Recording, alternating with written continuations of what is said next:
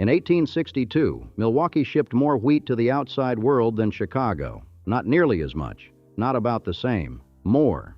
A city of barely 45,000 people, perched on a bluff above Lake Michigan where three rivers tangled together, was the largest primary wheat market on the planet.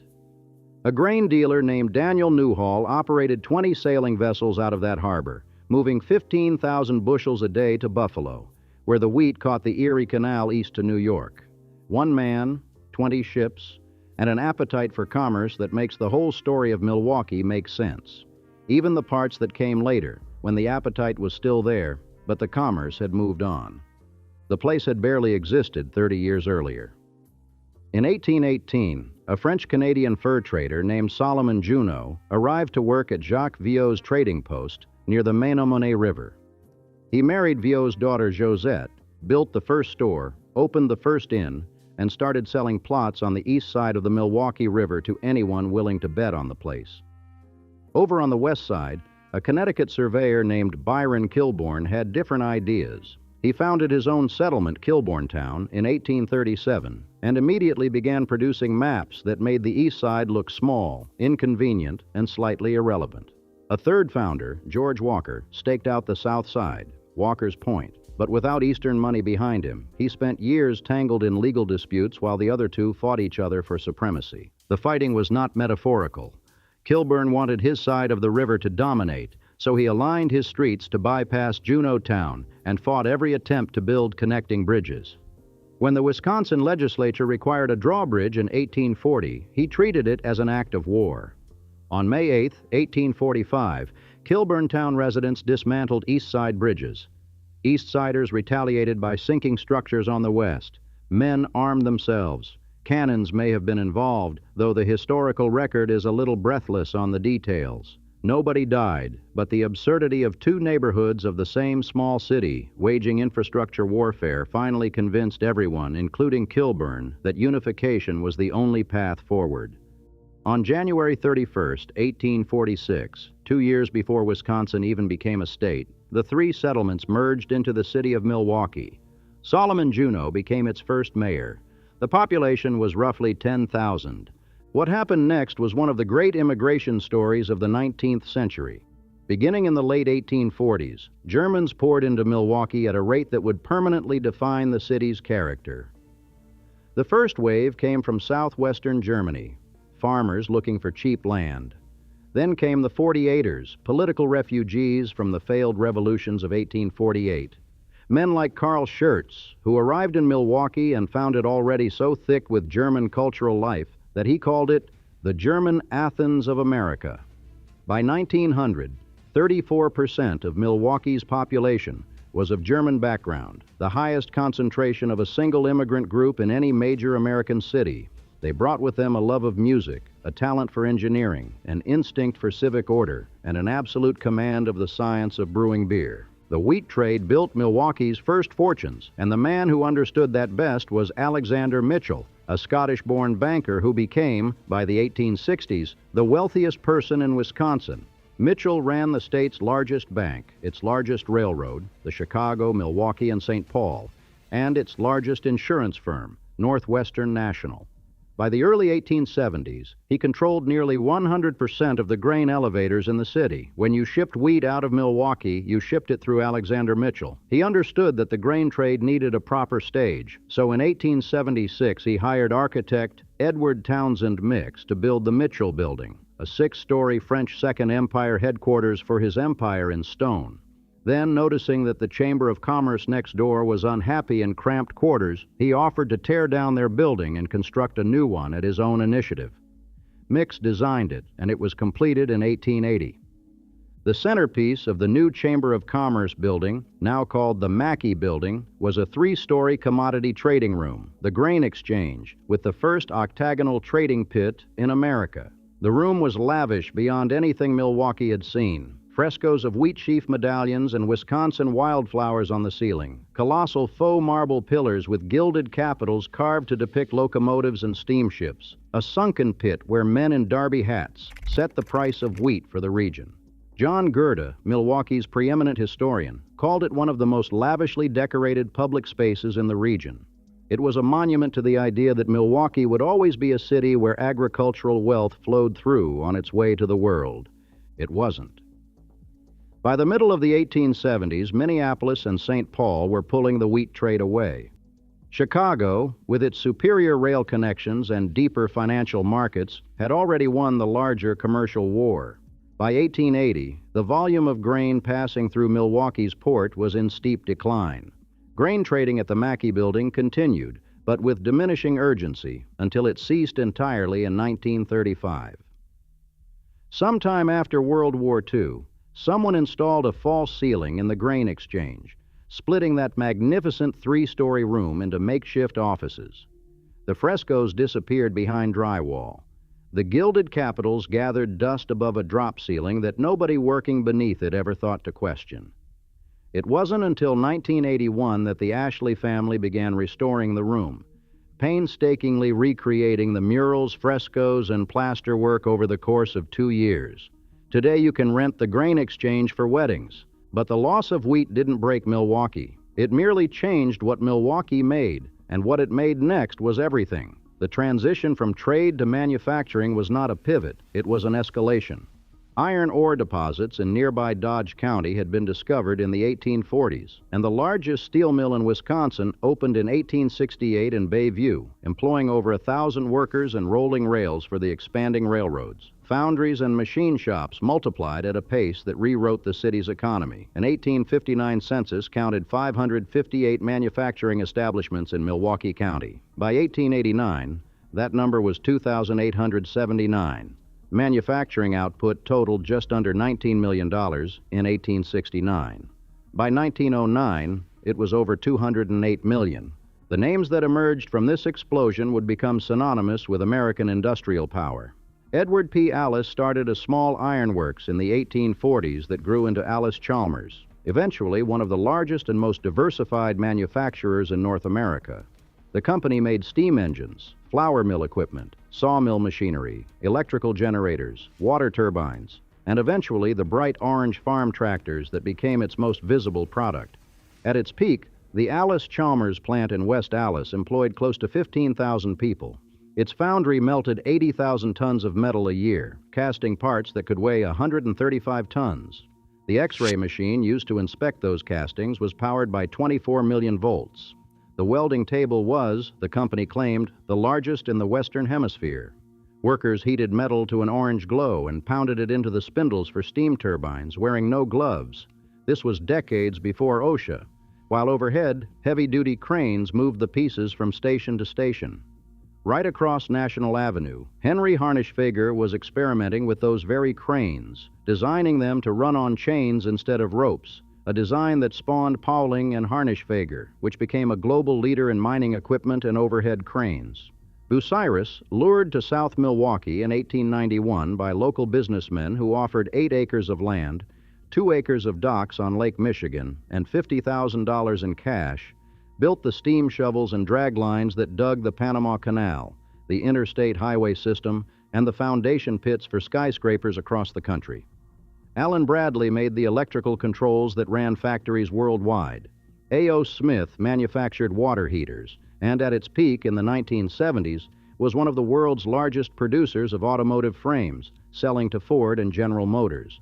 Milwaukee was being called the machine shop of the world, and the phrase was barely an exaggeration.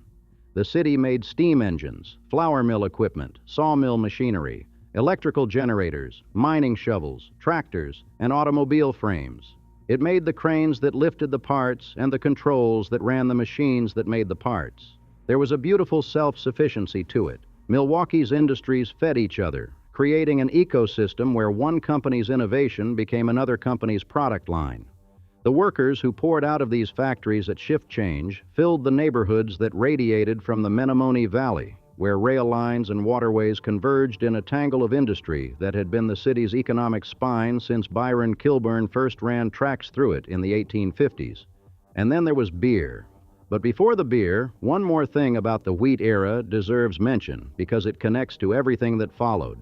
Daniel Newhall, that grain trader with the 20 sailing ships, built a hotel in 1857 at the northeast corner of Michigan and Broadway, the Newhall House, which opened with a grand banquet attended by hundreds of Milwaukee's business elite and journalists from Chicago, St. Louis, and Cincinnati, who'd been given free passes for transportation and lodging. It was reputed to be the finest hotel in the West. The hotel became the social center of the grain trade until the grain exchange opened across the street. On February 14, 1883, the Newhall House caught fire. 70 people died, still Wisconsin's deadliest hotel fire. Most of the bodies were so badly burned they couldn't be identified, and 65 were buried in a communal grave at Forest Home Cemetery. The disaster eliminated the Plankinton House Hotel's largest competitor and reshaped the hotel landscape of the city for a generation. The fire also demonstrated something about Milwaukee that would prove true again and again. The city built grand things and sometimes lost them, and then built grander things in their place. Milwaukee's brewing industry didn't just define the city. For decades, it defined American beer. The first brewery opened in 1840 near Lake Michigan, and by 1860, more than 40 were operating, most of them German-owned. The names that survived consolidation became national legends. Jacob Best founded Best & Company in 1844, starting with 300 barrels of annual production. His son Philip took over, and the company became the largest producer of beer in the city. When Philip's daughter Maria married a young Great Lakes steamship captain named Frederick Pabst, the family business acquired both a new leader and a flair for spectacle. In 1882, Pabst began tying a blue silk ribbon to every bottle of his best lager, a marketing stroke so effective that by 1895 the company had grown from 100,000 barrels a year to 1 million. The beer became Pabst Blue Ribbon, and the company became the Pabst Brewing Company. Joseph Schlitz, who had arrived from Mainz and married the widow of brewery founder August Krug, built a company that earned its fame through catastrophe. When the Great Chicago Fire of October 1871 destroyed 11 of Chicago's 23 breweries, along with much of the city's water infrastructure, Schlitz shipped vast quantities of free beer south across Lake Michigan. The gesture created a loyal customer base virtually overnight. The beer that made Milwaukee famous wasn't just a slogan, it was a business strategy executed in the smoke of a competitor city's disaster. Before the fire, Schlitz produced about 6,800 barrels a year. By the end of 1871, it was producing over 12,000. By 1902, Schlitz surpassed Pabst to become the largest brewery in the United States, with production exceeding 1 million barrels. Frederick Miller, who had immigrated from Germany in 1854 and bought a small brewery in the Menomonee Valley, built more slowly but more durably. Valentine Blatz ran the fourth major operation. Together, these four companies gave Milwaukee a concentration of brewing power unmatched anywhere in the world.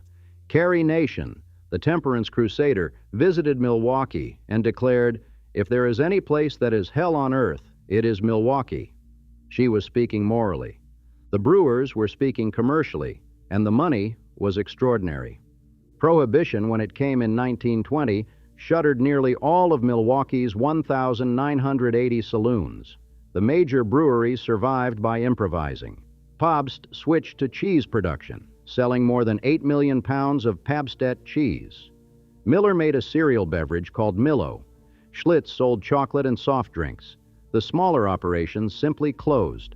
When repeal came in 1933, Schlitz retook the top sales position in the country, and the industry consolidated further as the smaller players who'd gone dark during Prohibition couldn't afford to restart.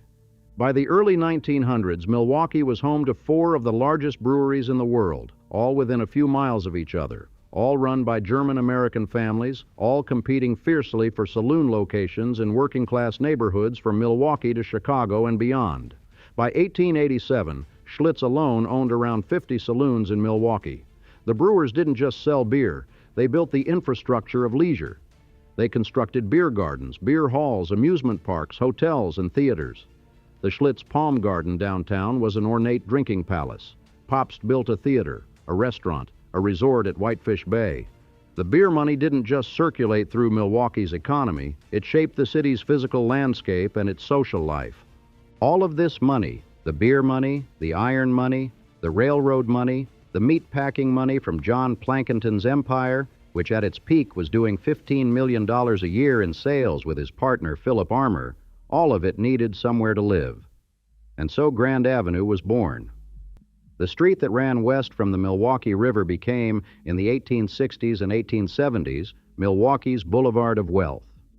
Alexander Mitchell built a mansion at 9th and Spring Street in 1848 and erected a far grander one on the same estate by 1876. John Plankinton bought a mansion on Spring Street between 15th and 16th in 1864 and remodeled it lavishly. He then built two more nearby, wedding gifts for his son William and daughter Elizabeth. So many magnificent homes lined the street that historian John Gerda writes they were scattered all the way to 27th Street and beyond. In 1876, the city renamed the street Grand Avenue. Some citizens objected, suggesting sarcastically that it should be called Snobby Avenue. The name stuck.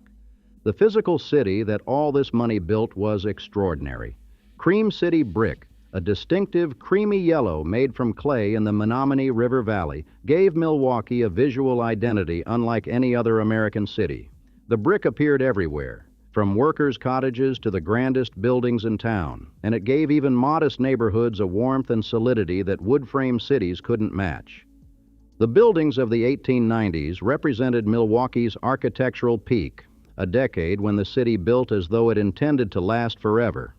In 1891, Captain Frederick Pabst bought the land at the northwest corner of Water and Wisconsin streets, the very spot where Solomon Juneau had built his original cabin and trading post, the starting point of the city, and hired architect Solon Spencer Beeman to design his corporate headquarters.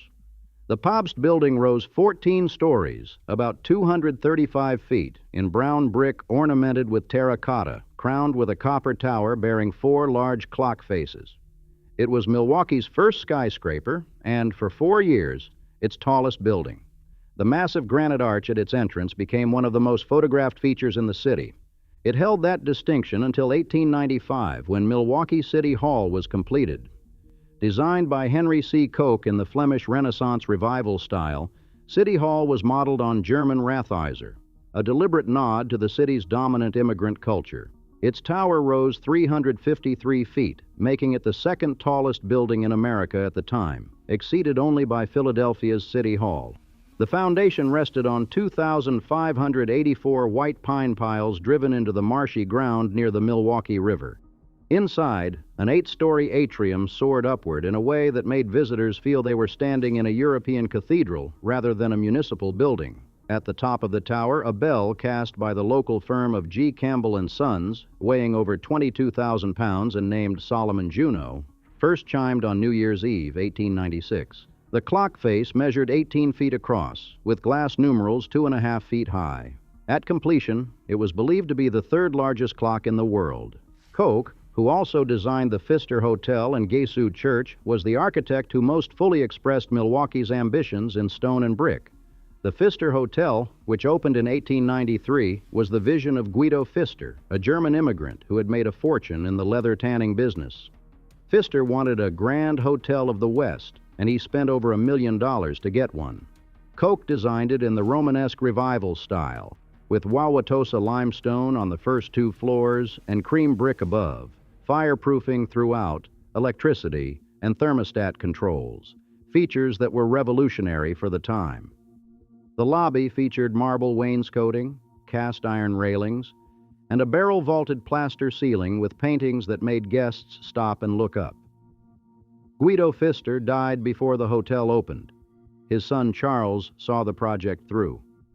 The Pfister is still operating today, the last 19th century grand hotel remaining in downtown Milwaukee, home to what is said to be the largest collection of Victorian art in any hotel in the world.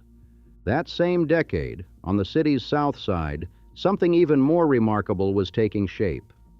By 1896, the Polish immigrant community around Lincoln Avenue had grown so large that St. Josaphat Parish counted 12,000 members, and their second church building was already too small. Father Wilhelm Grutze, a former blacksmith turned priest with a gift for pragmatic audacity, hired architect Erhard Brielmeier to design a new church modeled on St. Peter's Basilica in Rome. The original plan called for brick construction at an estimated cost of $150,000. Then Grutze heard that the U.S. Post Office and Custom House in Chicago, a massive stone building that had cost $4 million to construct in 1880, was being demolished. He traveled to Chicago, inspected the materials, and bought the entire building: cut limestone, polished granite columns, carved doors, bronze railings, light fixtures, even the doorknobs. The price was $20,000. 500 railroad flat cars carried the salvaged materials to Milwaukee, where parishioners, unskilled laborers with teamsters' horses, sorted, numbered, and stacked every block in a field near the building site. Brielmeyer redrew his plans from scratch to accommodate stone instead of brick, fitting each piece of salvaged limestone into a new design. Construction began in 1897. The church was dedicated in 1901, though its interior walls remained bare white for another quarter century while the parish paid off its debts. Many parishioners had mortgaged their homes to finance the construction. When the debt was finally cleared in the mid-1920s, Italian artist Gonipo Raggi and Milwaukee's Conrad Schmidt Studios painted the dome and walls with murals that turned the interior into a Renaissance chapel transplanted to the south side of a Midwestern industrial city. In 1929, Pope Pius XI elevated St. Josaphat to the status of basilica, only the third church in the United States to receive the honor. Its copper dome rises 220 feet above Lincoln Avenue, visible from miles away, a monument to what immigrant faith and $20,000 worth of someone else's building materials could accomplish. While the beer barons and industrialists and immigrant parishes were building their monuments, something politically unusual was happening in Milwaukee. The corruption that characterized most American cities at the turn of the century had reached its peak under Mayor David Rose, all the time Rosie, who turned Milwaukee into a center of officially sanctioned vice. The backlash, when it came, was unlike anything seen in any other major American city. In 1910, Milwaukee elected Emil Seidel as mayor on the Socialist Party ticket, the first socialist to lead a major American city. That same year, Victor Berger became the first socialist elected to the U.S. Congress. The socialists swept the city council and county board. Seidel lasted only one term, but in 1916, the socialists elected Daniel Hoan, and Hoan stayed for 24 years, the longest continuous socialist administration in American history. A 1993 panel of historians ranked him among the 10 best mayors in American history, and the reason was simple. He ran the city with a combination of idealism and fiscal discipline that made Milwaukee's government a national model. Hoan built the country's first municipally sponsored public housing project, Garden Homes, begun in 1923, 29 acres of planned cooperative housing north of the city limits, designed by architect William Schuchart after European Garden City principles. He pushed through municipal ownership of the stone quarry, street lighting, sewage disposal, and water purification. He forced the private streetcar company to pave the streets, lower fares, improve service, and pay fees to the city in exchange for its monopoly. His administration implemented the first public bus system in the United States. The label "sewer socialists" was meant as an insult, coined by New York socialist Morris Hillquit, who thought the Milwaukee group should be battling capitalism rather than bragging about cost-effective public services. The Milwaukeeans wore it with a certain pride. Yes, we wanted sewers in the workers' houses, Emil Seidel wrote in a memoir. But we wanted much, oh, so very much more than sewers. We wanted our workers to have pure air. We wanted them to have sunshine. We wanted planned homes. We wanted living wages. We wanted recreation for young and old. In 1936, Time magazine put Hoan on its cover and praised Milwaukee as one of the best-run cities in the U.S. After Hoan lost his re-election bid in 1940, the socialists managed one more mayor, Frank Zeidler, who served from 1948 to 1960 and oversaw the city's last great expansion, doubling its land area through aggressive annexation. By 1950, the city that had been a fur trading post a little over a century earlier had a population of 637,000. Schlitz was the #1 brewer in the country. Pabst was 4th, Miller 8th, Blatz 9th. In 1952, Schlitz set a world record by producing 6.35 million barrels of beer in a single year, more than the combined output of its first 44 years of existence. Allis-Chalmers was humming. The factories in the Menomonee Valley ran 3 shifts. The streetcars still rattled down Wisconsin Avenue, past the Pabst Building with its copper towers, past the Pfister Hotel, past City Hall, where the Solomon Juneau bell marked the hours. The population hit its all-time peak in 1960 at 741,324, making Milwaukee the 11th largest city in America. It is tempting to draw a line right there, 1960, the peak, the turn, but decline doesn't work that way. It accumulates. The Pabst Building, that 14-story monument to beer money and civic ambition, had its copper towers removed in the late 1940s due to deterioration. The roof lines were squared off, an attempt to make the building look contemporary. The elaborate carvings and ornamental terracotta from Frederick Pabst's era couldn't be hidden, but they could be ignored. The building stood like that for 3 more decades, increasingly anachronistic, increasingly in the way of whatever downtown Milwaukee was supposed to become next. The streetcar lines were dismantled. The last Milwaukee streetcar ran in 1958, replaced by buses that moved faster, but knitted the city together less tightly. The interstate highway system arrived. I-94's first 7 miles were completed in 1964, and the suburbs began their long pull on the city's population and tax base. Waukesha County, once farmland, grew from 158,000 people in 1960 to nearly 390,000 by 2010. The people who left Milwaukee proper were overwhelmingly white. The people who moved into the housing they vacated were overwhelmingly black, part of the Great Migration that had been bringing African Americans north since World War II. Milwaukee's black population grew from 13,000 in 1945 to over 100,000 by 1970. The city became one of the most racially segregated metropolitan areas in America, a distinction it still holds by most measures. The breweries, those monuments of local identity and national commerce, fell one by one. Blatz sold out to Pabst in 1958 and closed its plant a year later. Gettleman sold to Miller in 1961. Schlitz, once the largest brewer in the world, made a catastrophic misstep in 1967 when it introduced accelerated batch fermentation, a process that produced beer more cheaply but noticeably changed its character. Consumers tasted the difference. Sales plummeted. Then, in a separate debacle, the company had to dump 10 million bottles due to a mysterious haze in the beer. The brand never recovered its credibility. In June 1981, 700 production workers went on strike when the company tried to force concessions as their contract expired.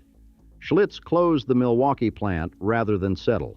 Stroh Brewing Company of Detroit bought the company in 1982 for $17 a share. Residents coined a bitter revision of the old slogan, Schlitz, the beer that made Milwaukee furious.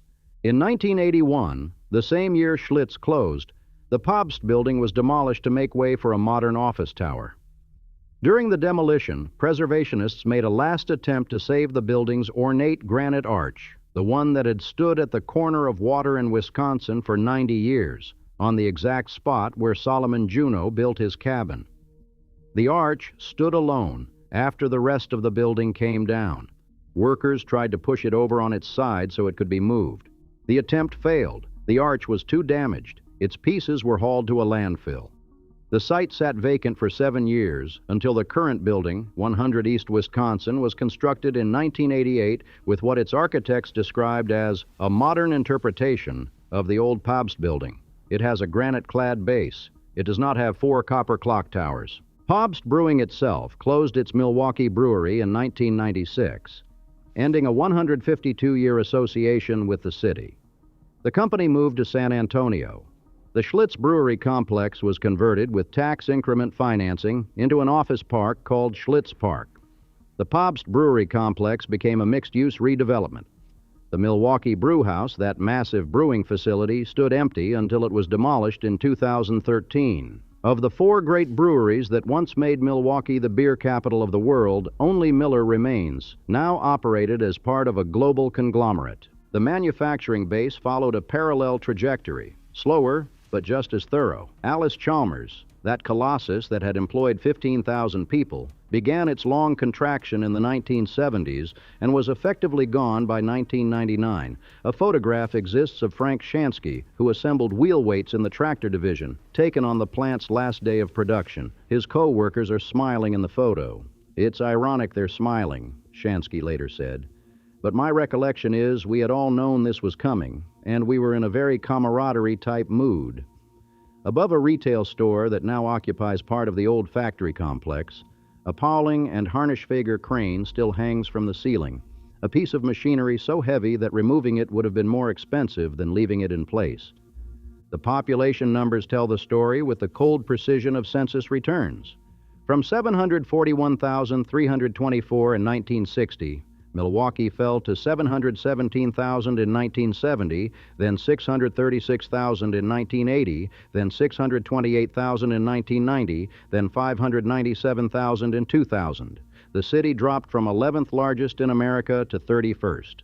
The manufacturing jobs that had sustained working-class families for 3 generations migrated to the Sun Belt, to Mexico, to China. The neighborhoods that had been built for those workers, solid brick homes within walking distance of the factories, lost their economic reason for existing while keeping their mortgages.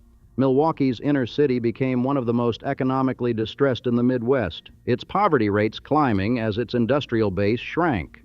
The Chicago and Northwestern Depot on the downtown lakefront, a monument to the railway age, was demolished in 1968 despite the efforts of preservationists who formed organizations to save it. The Plankinton House Hotel, which had anchored the west side of the river since the 1860s, was torn down around 1915 to make way for the Plankinton Arcade.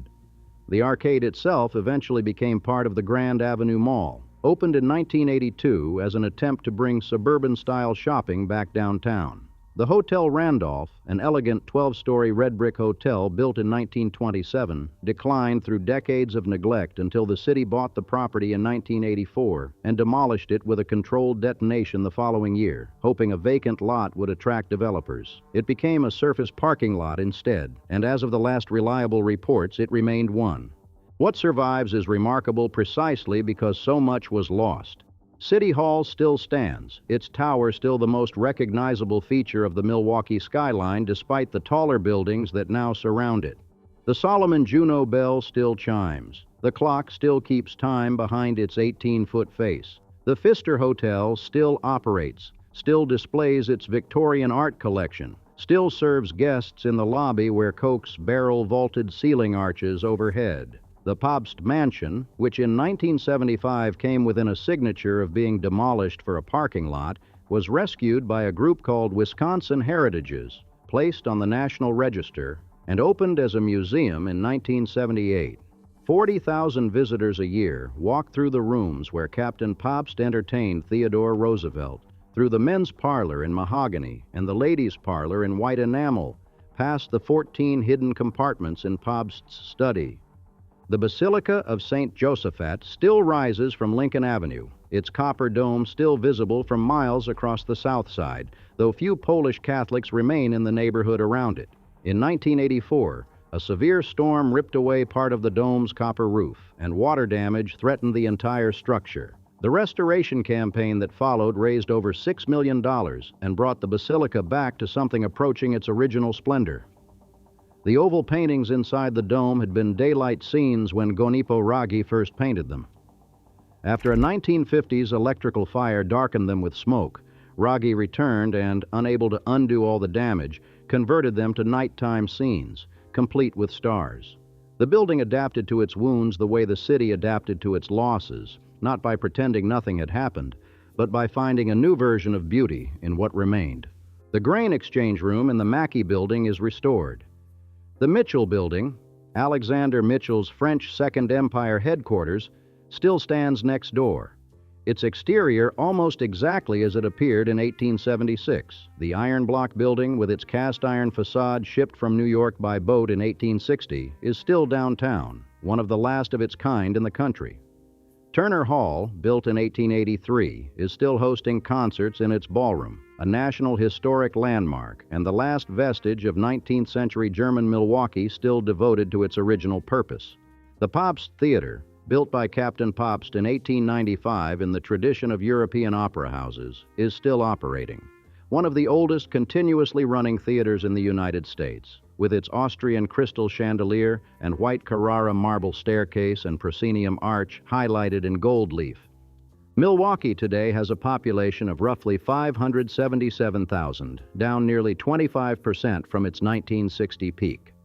The Allen Bradley Clock Tower, with its 4 octagonal faces, each larger than the clock on London's Big Ben, making it the largest 4-faced clock in the world, still marks time on the south side, visible from the freeway, visible from the harbor, visible from the neighborhoods where the factory workers used to live. The company that built it was sold to Rockwell International in 1985 and is now Rockwell Automation. The clock was added to the building in 1962. A final gesture of corporate permanence right at the moment when permanence in Milwaukee was becoming the one thing nobody could guarantee. The cream-colored brick is everywhere, in the workers' cottages, in the churches, in the factory walls that haven't yet been converted to condominiums or torn down for parking. It weathers well. It holds its color. The clay it was made from came out of the Menominee Valley, where the railroad tracks still run, where the river still bends, where the first industries set up because Byron Kilbourne built his rail lines there before the city was even a city. The brick was always the most honest thing about Milwaukee. Common material, locally made, built to last, warm in a way that granite and steel can never be. It was what you used when you were building something you expected your grandchildren to use. There are places in Milwaukee where you can stand on a corner and see a cream brick church, a cream brick factory, a cream brick house, and a cream brick tavern, all within a single block, all built within a decade of each other, all still standing. The factory may be empty, the tavern may be closed, but the brick holds. The brick always holds.